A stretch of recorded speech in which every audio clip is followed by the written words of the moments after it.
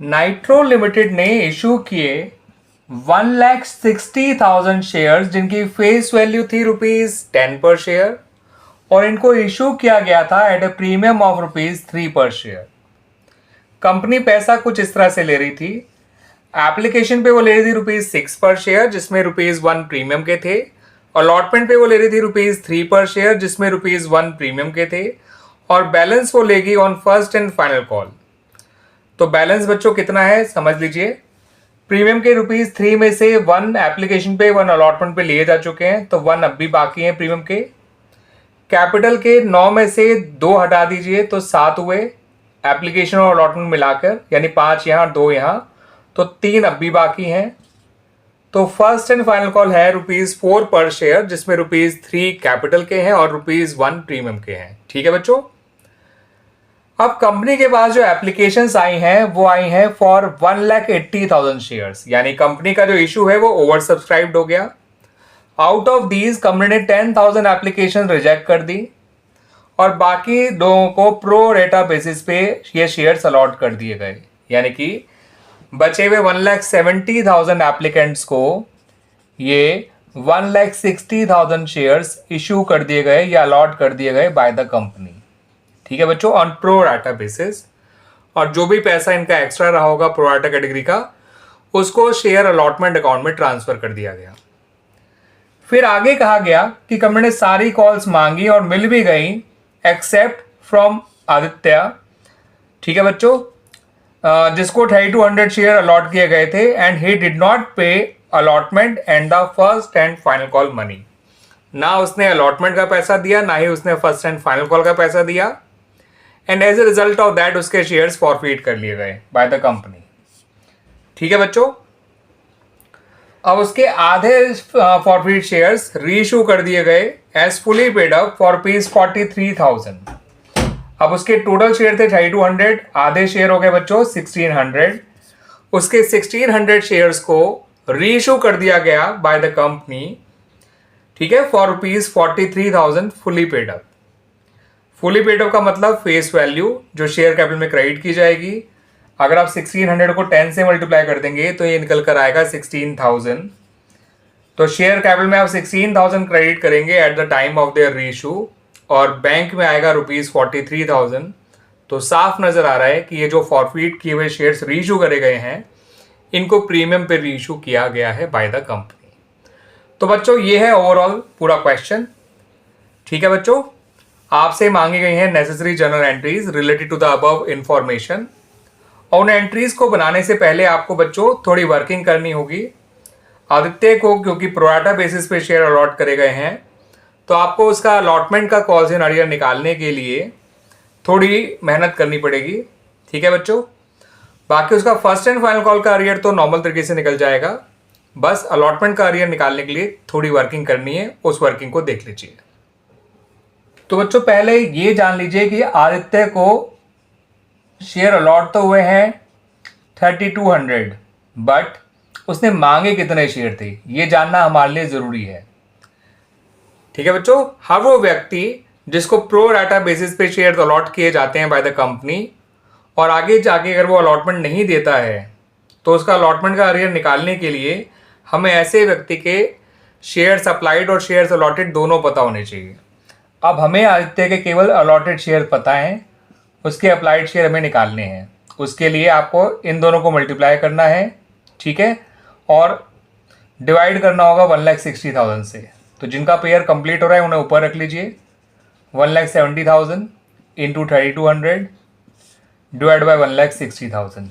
तो जिसका pair complete नहीं हो रहा, जैसे यहाँ पे x है यहाँ पे, तो x ढूंढने के लिए इसको नीचे ले आइए। ठीक है बच्चों, जिनका पेयर कंप्लीट हो रहा है वो ऊपर, जो बच गया वो यहाँ पर, इससे x की वैल्यू निकल आएगी। तो x के पार्टनर को नीचे रखना है, ठीक है, ये दोनों ऊपर। सॉल्व करेंगे तो बच्चों ये 3400 आ जाएगा। इसका मतलब आदित्य ने 3400 शेयर के लिए अप्लाई किया था। ठीक है बच्चों, अगर हम उसके अप्लाइड शेयर पता होते तो हम x यहाँ रख देते। ठीक है बच्चों, अब सेकंड चीज आप निकालिए कि उसने कितना पैसा एक्स्ट्रा दिया होगा। ये हमने निकाला है शेयर्स अप्लाइड बाय आदित्य, चाहे तो आप लिख दीजिएगा बच्चों। अब हम निकाल रहे हैं excess application money paid by Aditya. तो आदित्य ने मांगे थे 3400 शेयर्स, उसे मिले केवल 3200 शेयर्स और एप्लीकेशन मनी है ₹6 पर शेयर। तो उसका एक्स्ट्रा एप्लीकेशन मनी आ गया ₹1200। जो उसने एप्लीकेशन पे एक्स्ट्रा पैसा दिया था वो ₹1200 है, क्योंकि उसने 200 शेयर्स एक्स्ट्रा मांगे थे जो उसे मिले नहीं। तो उन 200 शेयर्स का एक्स्ट्रा पैसा कंपनी ने आगे ट्रांसफर कर दिया टू शेयर अलॉटमेंट। ₹6 पर शेयर एप्लीकेशन मनी थी, तो ₹1200 एक्स्ट्रा एप्लीकेशन मनी है। अब इसका जो कॉल्स इन अर्लियर निकाला जाएगा ऑन अलॉटमेंट, उसके लिए उसके अलॉटेड शेयर जो कि 3200 है उसको मल्टीप्लाई करिए अलॉटमेंट मनी से जो कि ₹3 पर शेयर है।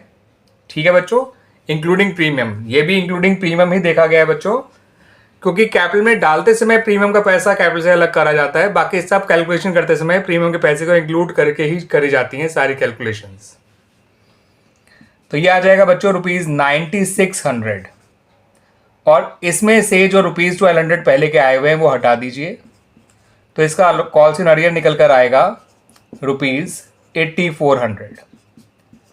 अगर ये प्रोराटा कैटेगरी का बंदा नहीं होता, इसको प्रोराटा बेसिस पे शेयर अलॉट नहीं किए गए होते, इसको फुल अलॉटमेंट ऑफ शेयर किया गया होता, तो इसका अलॉटमेंट का अर्लियर निकल के आता ₹9600, क्योंकि इसके अब ₹1200 पहले से आए हुए हैं, पहले के एक्स्ट्रा आए हुए थे, बिकॉज वो प्रोराटा कैटेगरी का बंदा है, इसने मांगे ज़्यादा शेयर थे, मिले कम शेयर थे इसको। तो जो इसका एक्स्ट्रा एप्लीकेशन मनी है वो हटाने के बाद इसका अर्लियर रह गया केवल 8400। अब जब इसका फर्स्ट एंड फाइनल कॉल का अर्लियर निकालेंगे ना बच्चों, तो ऐसी कोई दिक्कत नहीं आएगी। यहाँ पर इसके शेयर हैं 3200, फर्स्ट एंड फाइनल कॉल ₹4 की है, तो ₹12,800 आ जाएगा इसका फर्स्ट एंड फाइनल कॉल का अर्लियर। ठीक है बच्चों, तो फर्स्ट एंड फाइनल कॉल के अर्लियर में कोई दिक्कत नहीं है, दिक्कत है अलॉटमेंट का अर्लियर निकालने में। सही है बच्चों, ये हो गई हमारी वर्किंग कंप्लीट। आइए अब बना लेते हैं अपनी नेसेसरी जर्नल एंट्रीज जो हमें बनानी है in relation to the information given in the question. तो बच्चों पहली एंट्री जो बनाई जाएगी वो तो एप्लीकेशन मनी रिसीव करने की बनाई जाएगी, और ये एंट्री बनाई जाएगी टोटल एप्लीकेशन मनी जितना कंपनी को रिसीव हुआ है। अब कंपनी के पास एप्लीकेशन आई है 1,80,000 इंटू 6 कर दीजिए जो एप्लीकेशन मनी है पर शेयर, तो ये आ जाएगा 10,80,000। सही है बच्चों, आते हैं वो अपनी नेक्स्ट एंट्री पे, यानी कि इस एप्लीकेशन मनी को ट्रांसफर करने की एंट्री पे। और ये एप्लीकेशन मनी कहाँ कहाँ ट्रांसफर होगा देखते जाइए बच्चों। शेयर एप्लीकेशन को आपको डेबिट करना है बच्चों, शेयर कैपिटल अकाउंट को क्रेडिट करना है। ठीक है बच्चों, एप्लीकेशन का पैसा शेयर कैपिटल में तो जाता ही जाता है जब लोगों को शेयर अलॉट किए जाते हैं। उसके अलावा सिक्योरिटी प्रीमियम में भी जाएगा, क्योंकि प्रीमियम है अलॉटमेंट पे, सॉरी एप्लीकेशन पे प्रीमियम इसलिए। उसके अलावा शेयर अलॉटमेंट अकाउंट में भी जाएगा पैसा। उसके अलावा कुछ पैसा रिफंड भी करना है आपको। अब आपका शेयर कैपिटल में केवल उतने ही शेयर का पैसा डालना है जितने शेयर कंपनी ने इशू किए थे, 1,60,000, और इंटू 5 डालिएगा, ना कि इंटू 6, क्योंकि ₹6 जो प्रीमियम है उसमें ₹1 जो है वो, सॉरी ₹6 जो एप्लीकेशन का है उसमें ₹1 प्रीमियम के भी हैं, तो बचा हुआ ₹5 कैपिटल का है। दैट्स वाई 160,000 शेयर्स का ही पैसा प्रीमियम में डालिए। तो जितने शेयर्स कंपनी ने इशू किए हैं उनका पैसा ही आपको कैपिटल में और प्रीमियम में डालना है। कैपिटल में कैपिटल वाला पार्ट, प्रीमियम में प्रीमियम वाला पार्ट। 8 लाख यहाँ आ जाएगा, 8 लाख, और 160 यहाँ आ जाएगा। अब जितनी एप्लीकेशंस आपने रिजेक्ट करी थी 60,000, ठीक है बच्चों, सॉरी 60,000 नहीं, 10,000 एप्लीकेशन रिजेक्ट करी थी, तो 10,000 इंटू 6 पूरा ये आपको रिफंड करना है 60,000। और आपने 1,70,000 वालों को 160 शेयर्स दिए थे, तो जो उन लोगों का एक्स्ट्रा एप्लीकेशन है 10,000 है ना बच्चों, 1,70,000 वालों को कंपनी ने 1,60,000 शेयर्स दिए हैं, तो उनका जो एक्स्ट्रा शेयर्स हैं 10,000 एक्स्ट्रा एप्लीकेशन इंटू 6, ये पैसा चला जाएगा शेयर अलॉटमेंट अकाउंट में। तो जितने शेयर अलॉट करे गए उनका पैसा गया कैपिटल में और प्रीमियम में, प्रीमियम हटा के कैपिटल में, प्रीमियम वाला प्रीमियम में, और जितने एप्लीकेशन रिजेक्ट करी उनका पूरा ₹6, 10,000 एप्लीकेशन रिजेक्ट करी थी वो यहाँ आ गया, और जो प्रोआटा वालों की एक्स्ट्रा एप्लीकेशन थी 10,000, उनका पैसा चला गया शेयर अलॉटमेंट में। यहाँ पर आपको 10,80,000 ही डेबिट करना है। ये बन गई बच्चों हमारी स्टार्टिंग की 2 एंट्रीज। आइए अब बना लेते हैं हम अपनी अलॉटमेंट से रिलेटेड एंट्रीज। तो बच्चों अलॉटमेंट जो बनाई जाएगी, तो अलॉटमेंट में पहले पैसा ड्यू कराया जाता है, देन उसको रिसीव करते हैं। तो शेयर अलॉटमेंट अकाउंट डेबिट करेंगे जब अलॉटमेंट ड्यू होगी, और शेयर कैपिटल अकाउंट और सिक्योरिटीज प्रीमियम अकाउंट इनको क्रेडिट किया जाएगा। ठीक है बच्चों, ये सारे काम 1,60,000 शेयर से ही किए जाएंगे अब, और इसमें टोटल 3 यहाँ लिखेगा, इंटू 2 यहाँ लिखेगा, इंटू 1 यहाँ लिखिएगा। तो अलॉटमेंट में तो पूरा ₹3 लिखा जाएगा, 160 इंटू 3 480, लेकिन कैपिटल में प्रीमियम हटा के लिखा जाएगा 160 इंटू 2 320, और 160 इंटू 1 160 सिक्योरिटीज प्रीमियम में जाएगा। अब जब अलॉटमेंट रिसीव की जाएगी बच्चों, तो आप जानते हैं इसमें यहाँ पे आदित्य का कॉल्स इन अरियर भी है, इसका ध्यान रखिएगा। और साथ के साथ इस बात का भी ध्यान रखिएगा कि अलॉटमेंट के लिए ₹60,000 पहले से ही आए हुए थे फ्रॉम एप्लीकेशन सेकेंड एंट्री में, थोड़ा ही पीछे जाके देख सकते हैं आप। तो अलॉटमेंट पे कंपनी ने मांगे हैं 4,80,000, 60 तो पहले से आए हुए हैं, तो अलॉटमेंट को तो क्रेडिट करिए 4,20,000 से, जितना पहले का आया हुआ है वो हटा दीजिए। अरियर में डालिए 8,400, ये मेरी वर्किंग नोट से आया हुआ अमाउंट है, आप देख सकते हैं। और ये बचा हुआ 4,11,600 ये बैंक में आ जाएगा बैलेंसिंग फिगर। तो ये बन गई बच्चों अलॉटमेंट को रिसीव करने की जनरल एंट्री। अब आ जाइए बच्चों फर्स्ट एंड फाइनल कॉल की एंट्रीज पर। तो बच्चों जब first and final call due कराई जाएगी पहले, ठीक है बच्चों, यह है ₹4 पर शेयर। तो share first and final call account debit to share capital account to securities premium account. आप बच्चों पूरा पूरा नाम लिखिएगा बच्चों। 1,60,000 शेयर्स हैं, इंटू 4 यहाँ लिखिए, इंटू 3 यहाँ पर, इंटू 1 यहाँ पर। ठीक है बच्चों, तो फर्स्ट एंड फाइनल कॉल में तो पूरा ₹4 लिखा जाएगा इंक्लूडिंग प्रीमियम, जो कि 6,40,000 आएगा।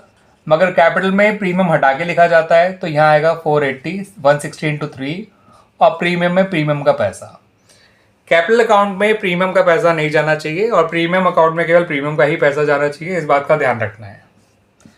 बाकी हर जगह प्रीमियम और कैपिटल का पैसा इंक्लूड करके आप लिख सकते हैं, बस कैपिटल में और प्रीमियम में इस बात का ध्यान रखना है कि इन दोनों में अपने अपने पैसे ही जाने चाहिए।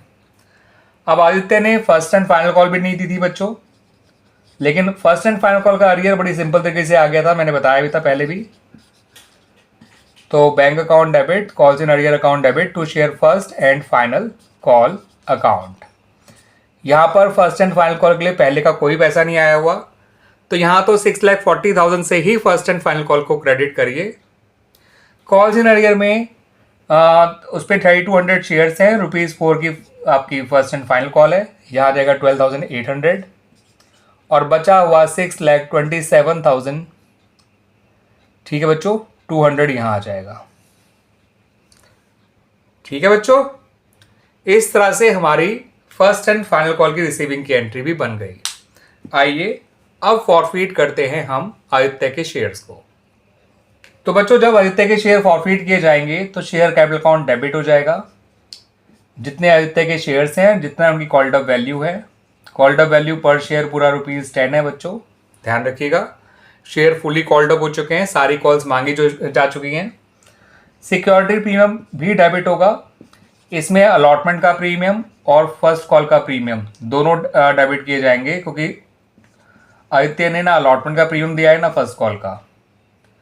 कॉल्स इन अरियर में आप बच्चों इस तरह से लिखिएगा जोड़ के, 8,400 फर्स्ट कॉल अलॉटमेंट का अरियर था, और 12,800 फर्स्ट कॉल का अरियर था, फर्स्ट एंड फाइनल कॉल का। आप देख सकते हैं जब अलॉटमेंट का अरियर निकाला था इतना आया था, फर्स्ट एंड फाइनल कॉल का इतना आया था। तो ये आ जाएगा 21,200, ये आ जाएगा 6,400, और ये आ जाएगा 32,000। ठीक है बच्चों, और जो बचा हुआ पैसा है वो आएगा फॉरफीट शेयर अकाउंट में, क्योंकि जो पैसा आदित्य दे चुका है कैपिटल का, क्योंकि प्रीमियम का जो पैसा मिल चुका है वो तो हमने डेबिट ही नहीं किया, है ना बच्चों। ध्यान रखिएगा, एप्लीकेशन का प्रीमियम मिल चुका था, वो डेबिट ही नहीं किया गया। और कैपिटल का पैसा जो नहीं मिला वो अरियर में है, और जो मिल गया वो फॉरफिट शेयर अकाउंट में आएगा। प्रीमियम का जो पैसा नहीं मिला वो अरियर में ही इंक्लूडेड होगा, क्योंकि फॉरफिट शेयर अकाउंट में सिर्फ वही पैसा होता है जो कैपिटल से रिलेटेड मिल चुका होता है कंपनी को, वो बैलेंसिंग फिगर के तौर पे अपने आप आ जाएगा। ठीक है, 38,400 में से 21,200 माइनस कर दीजिए, 17,200 आ गया। अगर आप जानना ही चाहते हैं बच्चों कि 17,200 कहाँ से आया तो मैं आपको बता देता हूँ। आदित्य ने 3400 शेयर्स के लिए अप्लाई किया था, इंटू 6 कर दीजिए, ये होता है बच्चों ₹20,400, है ना बच्चों। लेकिन एप्लीकेशन का प्रीमियम उसका कंपनी को मिल चुका है, तो प्रीमियम मिला है 3200 शेयर्स पे, एप्लीकेशन का प्रीमियम है ₹1 पर शेयर, तो इसमें से ₹3200 हटा दीजिए कि उसके टोटल दिए हुए पैसे में से प्रीमियम का मिला हुआ पैसा हटा दिया जाएगा, और जो बचा हुआ पैसा होगा ₹17,200 जो कैपिटल से रिलेटेड पैसा मिला हुआ वही फॉरफिट शेयर में जाता है। एप्लीकेशन के प्रीमियम को हमने डेबिट भी नहीं किया बच्चों, इसलिए एप्लीकेशन का जो प्रीमियम मिल चुका है हमने उसको फॉरफिट शेयर में इंक्लूड नहीं किया। एंड आदित्य ने एप्लीकेशन मनी 3200 शेयर का नहीं दिया था बच्चों, बिकॉज उसने तो अप्लाई 3400 शेयर के लिए किया था, है ना। और अगर आप इतने झंझट में नहीं पढ़ना चाहते हैं तो सिंपली इन्हें जोड़िए, इन्हें माइनस करिए, ऐसे ही आ गया। ये तो पता है कहाँ से आया, ये तो पता है कहाँ से आया, ये भी पता है कहाँ से आया, तो ये अपने आप आ गया, है ना बच्चों। अब आदित्य के जो आधे शेयर रीइशू करें, याद रखिएगा बच्चों 1600 शेयर्स केवल, उनको रीइशू किया गया है फॉर ₹43,000। तो हमें ये नहीं बताया कि एक शेयर कितने का रीइशू हुआ है, टोटल अमाउंट हमें बता दिया गया है कि कितना हमें मिला है। और मैंने कहा था कि इनकी फेस वैल्यू भी ₹10 है, फुली पेड अप मान के रीइशू किया गया है, तो शेयर कैपिटल में तो 16,000 ही आएगा, बैंक में 43,000 आएगा। अब जानना चाहते हैं कि एक शेयर कितने का बिका होगा, कितने का रीइशू हुआ है, रीइशू प्राइस पर शेयर कितना है। अगर आप जानना चाहते हैं 43,000 को 1600 से डिवाइड कर दीजिएगा, निकल आएगा, बट वो जरूरत नहीं है जानने की। तो जो भी पैसा एक्स्ट्रा मिला है वो सिक्योरिटी प्रीमियम अकाउंट में चला जाएगा, 27,000। सही है बच्चों। अब रही बात इन शेयर्स के रीइशू पे कंपनी को कोई डिस्काउंट नहीं अलाउ करना पड़ा, बिकॉज कंपनी को तो उल्टा एक्स्ट्रा पैसा मिल रहा है, फेस वैल्यू से ज़्यादा ही पैसा मिल रहा है, ठीक है, at the time of their reissue.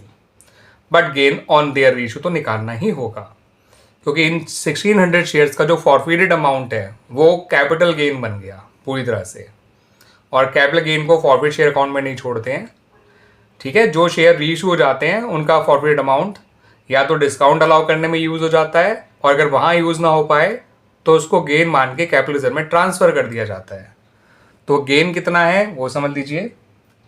आपको मैंने बताया था बच्चों ये 17,200 अमाउंट जो आया था, ये इसका फॉरफिटेड अमाउंट था ऑफ 3200 शेयर्स, है ना बच्चों। ये मैंने बताया भी था कैसे आया, जब हमने शेयर फॉरफिट किया था तो फॉरफिट शेयर अकाउंट में यही अमाउंट क्रेडिट किया गया था।